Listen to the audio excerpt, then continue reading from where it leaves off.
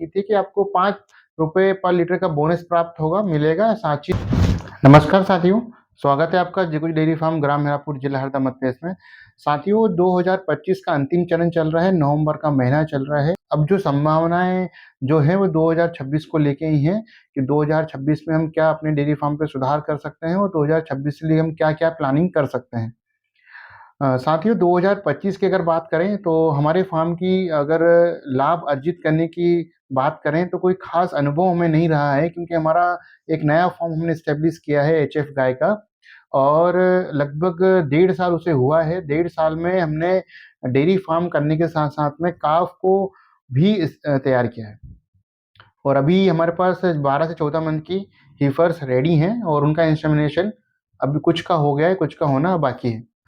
साथियों आपसे एक निवेदन है रहेगा कि आप वीडियो को पूरा अंत तक देखें, क्योंकि कोई कई महत्वपूर्ण जानकारियां हैं जो आपको आपके डेयरी फार्म में मदद कर सकती हैं। साथियों अगर आप हमारे सोशल मीडिया अकाउंट्स को अगर फॉलो नहीं करते हैं, इंस्टाग्राम फेसबुक को, तो वहाँ पे आप ज़रूर हमें जाके फॉलो करें, ताकि अब डेली मैनेजमेंट की जो टिप्स हैं वहाँ पे आपको मिल सके और आप अपने डेयरी फार्म में उन टिप्स को का यूज़ करके आप अपने मैनेजमेंट को अच्छा कर सकें।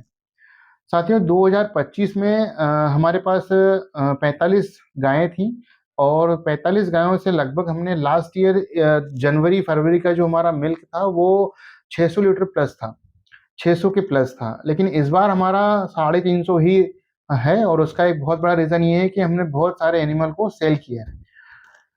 उसका एक रीज़न ये है कि हमने कुछ एनिमल सेल किए हैं, और सेल करने का कारण ये रहा है कि जो एनिमल हमारे फार्म पे, अपने फार्म पे हमें लाभ नहीं दे रहा है, तो उसको सेल करना चाहिए, उसके साथ बने नहीं रहना चाहिए। फार्म पे चेंजेस करते रहना चाहिए। अगर आप उन्हीं पशुओं के साथ, उसी मैनेजमेंट के साथ आगे बढ़ते रहेंगे, तो इस बात की संभावनाएं बहुत कम हो जाती हैं कि आप बहुत अच्छा एक डेयरी फार्म रन कर पाएंगे। अब बात करते हैं साथियों कि 2026 को लेकर हमारी क्या क्या प्लानिंग है और क्या क्या स्ट्रेटेजियां हम कर रहे हैं। साथियों पहली स्ट्रेटेजी मैं मानता हूं कि फीड की। हमने 2025 में हमारे फार्म का फीड तैयार किया है, जो लगभग 500 पशुओं पे सफल परिणाम दे चुका है।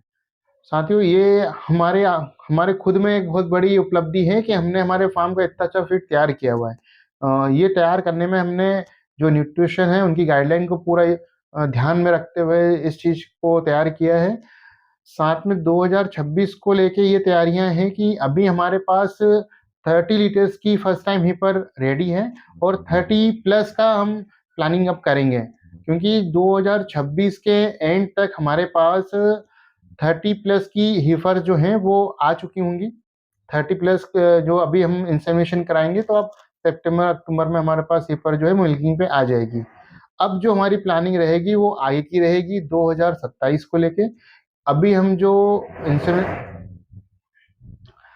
अभी हम जो इंसेमिनेशन करा रहे हैं और जो बुल्स का सिलेक्शन कर रहे हैं, उनका रिजल्ट हमें 2028 तक मिल पाएगा, क्योंकि अभी हम इंसेमिनेशन कराएंगे, 1 साल में हमारे पास बछिया आएगी, फिर उस बछिया पे 2 साल काम करेंगे, तब जाके हमारे पास अच्छा एनिमल आ पाएगा। साथियों अब जो टारगेट हमने रखा है हीफर्स को लेके वो 35 प्लस का है। 30 लीटर्स की हम मैनेज कर रहे हैं, 30 प्लस की हम इस अगले साल 2026 के अंत तक हम ले पाएंगे, और उसके बाद 30 प्लस का टारगेट हमने रखा है।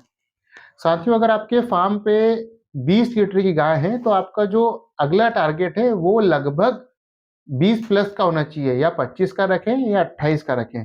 अगर आप 12 लीटर की अगर भैंस रख रहे हैं, तो आपका अगला टारगेट होना चाहिए कि आप 15 लीटर या 18 लीटर की भैंस रखें। अगर साथियों पिछले सालों का अगर देखें, तो फीड का जो कॉस्ट है वो हर साल इंक्रीज हो जाता है।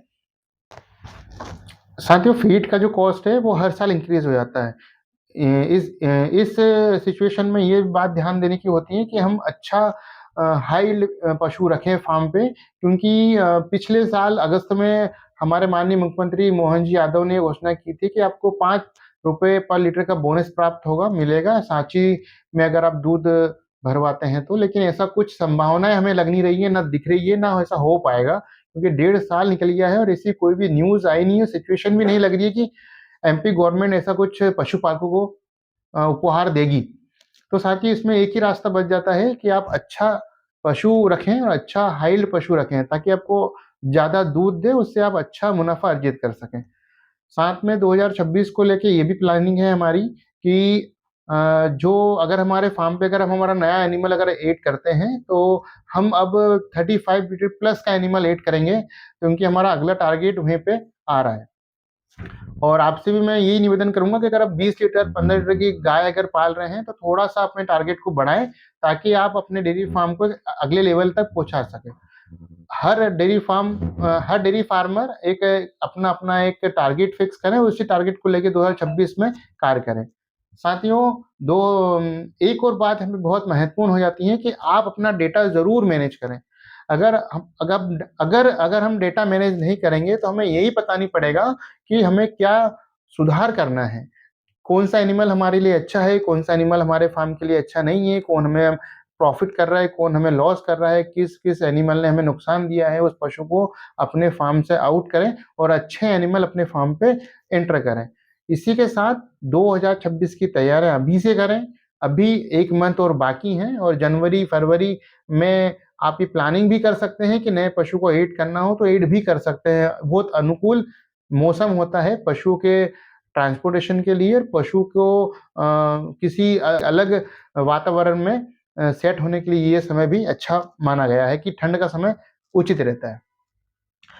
साथियों, एक और निवेदन ये है कि बहुत से पशुपालक गर्मियों में अप्रैल के बाद बाहर अदर स्टेट से एनिमल परचेसिंग करते हैं, तो वहाँ पे संभावना ये हो जाती है कि पशु आता है, बीमार पड़ जाता है और पशु फिर पूरे साल आपको मिल्क नहीं दे पाता है। तो ये कहीं न कहीं जानकारियों का अभाव है, तो इसलिए हम ये छोटी-छोटी टिप्स आपके साथ शेयर करते रहते हैं, जिससे आपको अच्छा लाभ हो सके। और साथियों, आपसे अनुरोध रहेगा कि ये वीडियो आप अधिक से अधिक शेयर करें अपने पशुपालक मित्रों के साथ, ताकि वे भी 2026 को लेके अच्छी-अच्छी प्लानिंग कर पाएँ। धन्यवाद।